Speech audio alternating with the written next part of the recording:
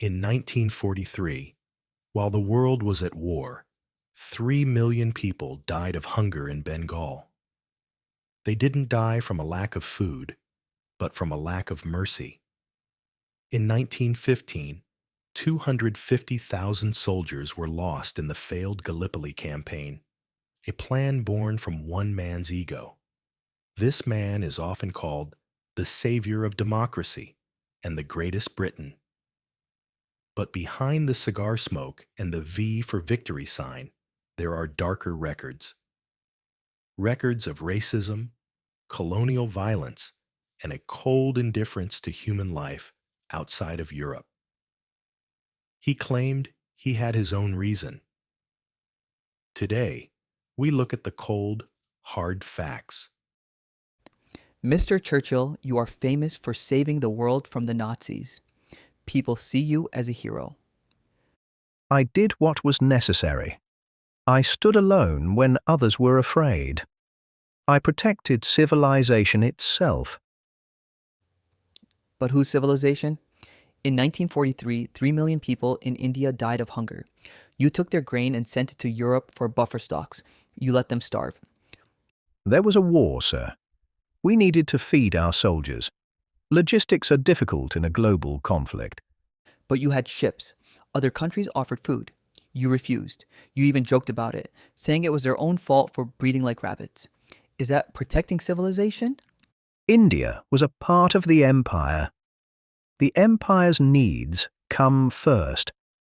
I had to prioritize the survival of the West. Churchill often spoke about freedom, but his definition of freedom seemed to have a very specific color and location. You speak of the empire, but you use violence to keep it. In Kenya and Greece, your policies led to the deaths of thousands of civilians after the war was over. I was stopping communism. I was keeping order. Without British rule, there would be chaos. You call it order. The world calls it colonialism. You once said that Aryan stock was bound to triumph. That sounds very similar to the enemy you were fighting, doesn't it? That is an insult. I fought for the liberty of Europe. My words were common for my time. Being common for the time doesn't make it right. You were the leader. You chose to look away when millions died because they didn't look like you. I made the big decisions. Small tragedies are inevitable in a great war. To Churchill, the world was a chessboard. But the pieces he sacrificed were real human beings with families and dreams. Let's talk about Gallipoli, 1915. You pushed for a reckless invasion that led to a massacre. You lost 250,000 men. Was that a small tragedy, too? It was a brilliant plan. The execution by the generals was poor. I cannot be blamed for their failure. You always blame others. When things go well, it's your genius. When things go wrong, it's the generals or nature. I have a long record of service. My books prove my perspective. You wrote the history books yourself. Of course you look like a hero in them, but the families of the dead soldiers and the starving peasants didn't get to write books. History will be kind to me because I intended to write it. Churchill's confidence was his strongest weapon, but it also served as a shield against any form of guilt. You advocated for the use of poison gas against uncivilized tribes in Iraq. You said you were strongly in favor of it. Is gas only a crime when the Germans use it? It spreads a lively terror. It is more humane than killing everyone with artillery. It was about efficiency. Lively terror? You are using fancy words to describe torturing people from the sky. These people just wanted their land back. They were rebels against the crown. They had to be taught a lesson.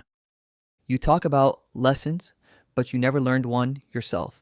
You treated the world like your personal playground. I saved your world. Without me, you would be speaking German right now. The savior argument is the ultimate shield. But does saving one person give you the right to kill 10 others? No one denies you stood up to Hitler. But why did you support the firebombing of Dresden? 25,000 civilians burned alive when the war was already almost over. It was a transport hub.